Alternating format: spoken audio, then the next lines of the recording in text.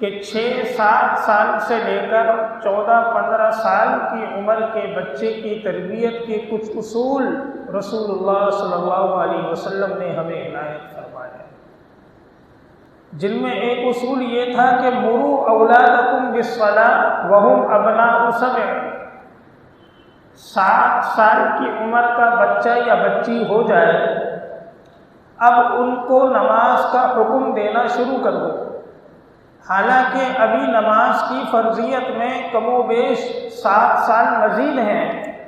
کیونکہ نماز کی فرضیت تو بلوغت کے ساتھ ہوگی، جس کی عمر آج کل کے زمانے میں 13 سے 15 سال ہے،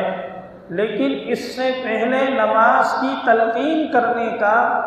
حکم اس وجہ سے دیا جا رہا ہے تاکہ وہ اس عبادت کے اہتمام کے عادی بنتے جائیں۔ جب اس عمر سے عادی بنیں گے تو فرضیت کے بعد عملی زندگی میں اہتمام آسان ہوگا، نظر نہیں آئے گا۔ اب جب نماز کی تلقین کرنی ہے تو اسی سے ہمیں سمجھنا پڑے گا کہ نماز کے جو شرائط ہیں، جو آداب ہیں،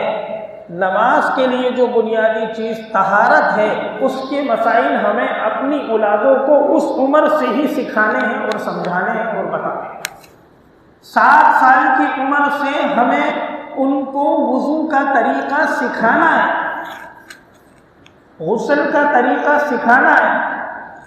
پاکی ناپاکی کے مسائل بتانے کا اتنا فائدہ نہیں ہوگا جتنا ان کو پاکی ناپاکی کے طریقے سکھانے کا ہوگا۔ عموماً مدارس میں، اسکولوں میں مختلف نصاب رکھے جاتے ہیں،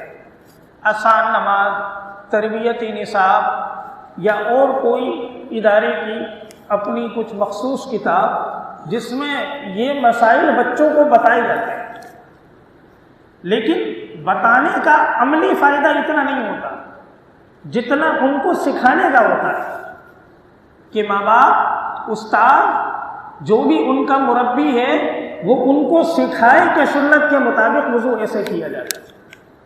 غسل کرنے کا طریقہ سنت کے مطابق یہ ہے، بدن یا کپڑے پر ناپاکی لگ جائے تو اس کو پاک اس طرح کیا جاتا ہے۔ جب ہم اس عمر سے بچوں کو یہ سکھانا شروع کریں گے تو بلوغت کے بعد جب عبادات کی فرضیت کا تعلق ان کی ذات سے وابستہ ہوگا تو طہارت کا اہتمام ان میں نظر آئے گا، عملاً نظر آئے گا۔ اور اگر کوتاہی ہم نے کی تو ہم یہ منظر معاشرے میں دیکھتے ہیں کہ دنیاوی تعلیم بہت اعلیٰ ہے، گریجویشن کے مرحلے میں ہے یا اس کی بھی ڈگری لے لی،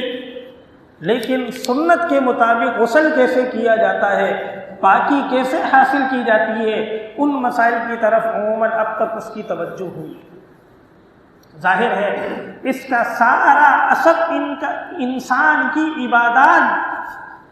جیسی اہمیت چیز پر پڑتا ہے، اہم چیز پر پڑتا ہے، اس لیے شریعت نے ہمیں تعلیم دی کہ 7 سال کی عمر سے یہ ساری چیزیں سکھائیں۔